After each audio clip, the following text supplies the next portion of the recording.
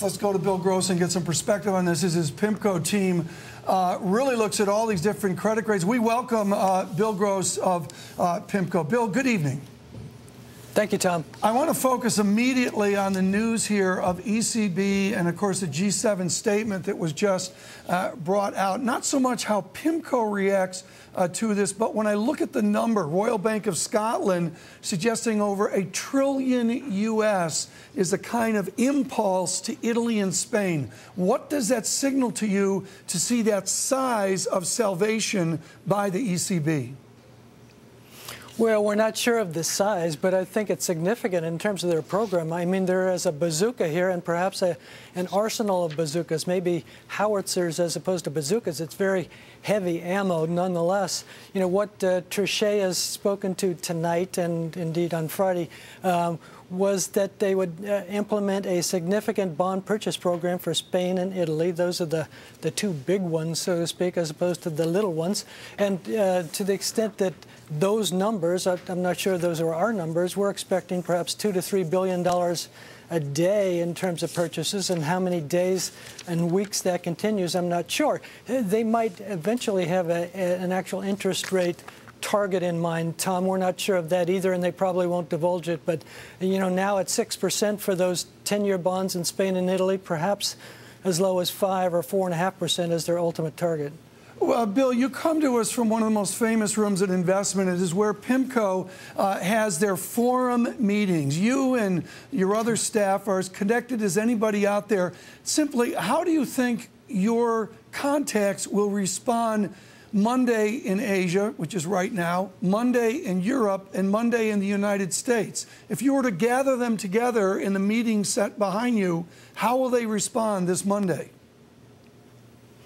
Well, I think you know, overall, the most important impact will be from a currency standpoint. We're not seeing that tremendously tonight in terms of the dollar, but when you put all these pieces together, the ECB action in terms of supporting the whole of Euroland, when you look forward to the next few days in terms of the Fed, in terms of what they might do to ease interest rates to a certain extent, you know, those in combination, in addition to S&P's downgrade, which speaks to the longer-term vulnerability of the United States, put all that in a package, and it's the dollar, I think, more than anything, that is vulnerable on the downside. Here's a single paragraph, folks, in what I read this weekend. This from the Telegraph in the United Nations. Let's bring it up here. Alex Pilias, the world is one collapsed Southern European economy away from disaster and crying out for American leadership, and Washington gave us another committee. Bill Gross, would you serve on the super committee if asked?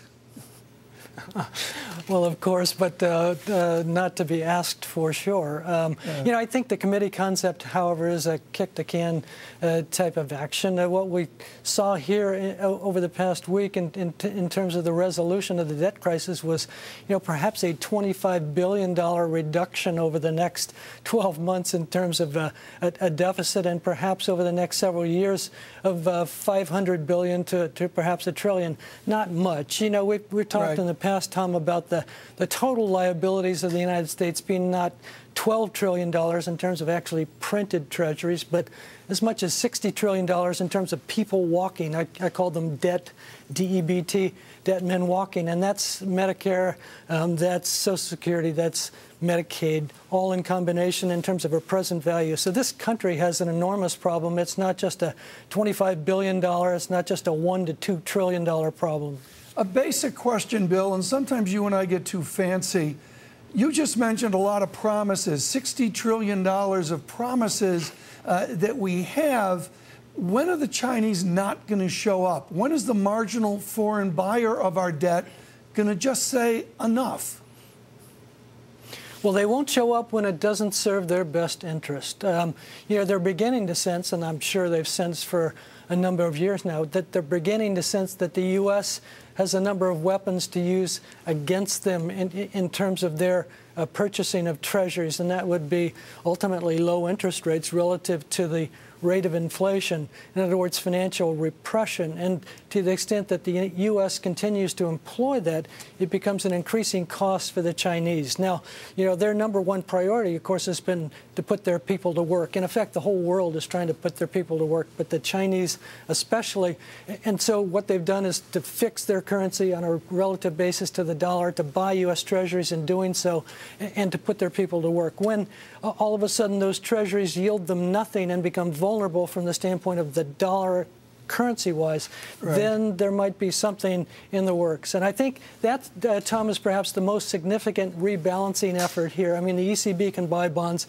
The U.S. can do another QE 2.5. But if and when the Chinese basically revalue their currency significantly, then that is a rebalancing effort that might ultimately put a foundation under the global economy. When you look at all of the mix of this evening, all of the news flow that we've seen, Bill, one of the questions is, what is the knock-on effect of a full faith and credit downgrade? What does this mean for our towns, our cities, our municipal debt? What does this mean for Italy? Is there a knock-on effect from the reserve holder, the superpower of economics? If we're downgraded, does everybody else expect a ratchet down here soon? Well, I think that is one of the problems, to the extent that France or, some of the inner core actually of Euroland become vulnerable with their AAA, then it becomes a successive waterfall on the way down. It doesn't mean, however, that money moves elsewhere, because, in fact, there's no other place to go, to the extent that the United States and other liquid AAA countries such as Japan, such as France, such as Germany, such as Canada, Australia, to the extent that some of those are vulnerable, then there's little room to maneuver. And so the U.S. at AA+, does it make a difference? Yes, perhaps 10 to 15 to 25 basis points immediately here. Does it make a difference to municipal credits? Yes, because those rates move higher as well. Right, Bill, I want to come back, but just 30 seconds here. Just a real simple question this evening. Do you blame S&P? They and the White House going back and forth. Are S&P the bad guys? No, they're the white hat people. I've been criticizing them and Moody's and Fitch for a long time. Moody's and Fitch are still on the S list, so to speak, but I think S&P has demonstrated some spine. They finally got it right. They spoke to a dysfunctional political system. They spoke to deficits as far as the eye can see, and they're enforcing some discipline here, and my white hat is off to them. Very good. Bill Gross, we're going to come back. Bill Gross of PIMCO, his white hat. He's got that Davy Crockett essay he put out a few days ago. You can see it at PIMCO.com. Coming up, more with Bill Gross. James Chanos will join us as well. Nora Robini will be with us from Bangor, Maine. What is that about? John Bridge-Olson will join us as well from Armand Wolf, and the former chairman of the President's Council of Economic Advisors, Christina Romer. It's a Bloomberg special report. Keep watching to our show on the nation's Downgrade. Gross with us from PIMCO. We continue again, folks. Nora Robini with us here in a bit. Bill's going to race back to his house in Newport to watch the rest of the program, which we appreciate. Bill, gold is moving. A lot of other things aren't moving. Are you surprised by the relative stability in the markets?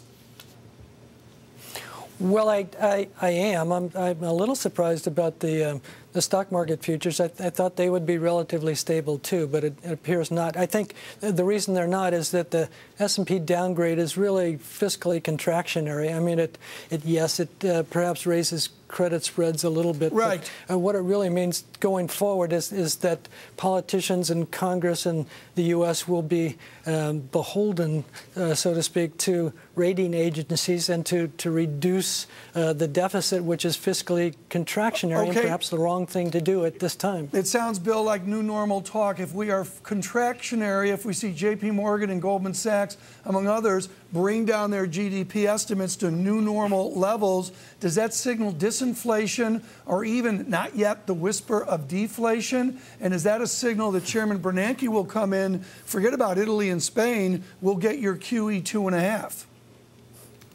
Well, that's critical. Are we turning Japanese, so to speak? Are we moving back down to the zero line or below it? I don't think so. I think Chairman Bernanke has a good sense of approaching deflation when we do it. I think he's salvaged the economy from the standpoint of reflating and inflating to the extent that he's done it over the past 2 to 3 years. And so our forecast would be for 2% inflation going forward, and perhaps if the ECB and Euroland joins in the party, perhaps we can, certainly use that forecast for other parts of the globe as well in developed nation terms. Yeah, Paul Krugman, Mr. Gross, always writing. Let's bring this up, if you would, Rex. This is an important note. This is from Goldman Sachs, is quoted by the professor from Princeton. This is Hatzius and his team.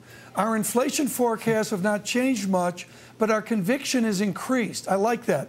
Our conviction has increased that the large and now growing output gap will result in significant renewed disinflation. Let's focus on that output gap, Bill. How do you get a nation restarted?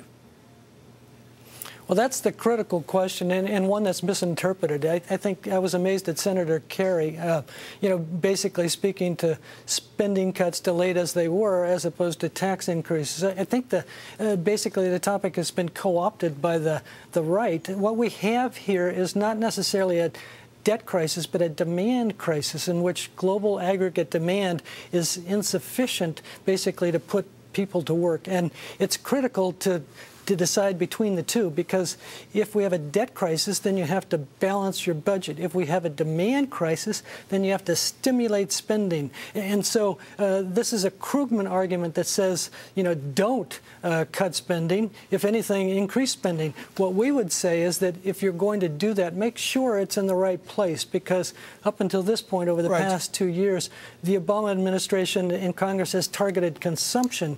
We need to target investment as opposed to consumption. We need to become more productive as a global exporter. Bill, I want to say a personal question. You started out in the mailroom of the Pacific Investment Management Company. This was just a few years ago.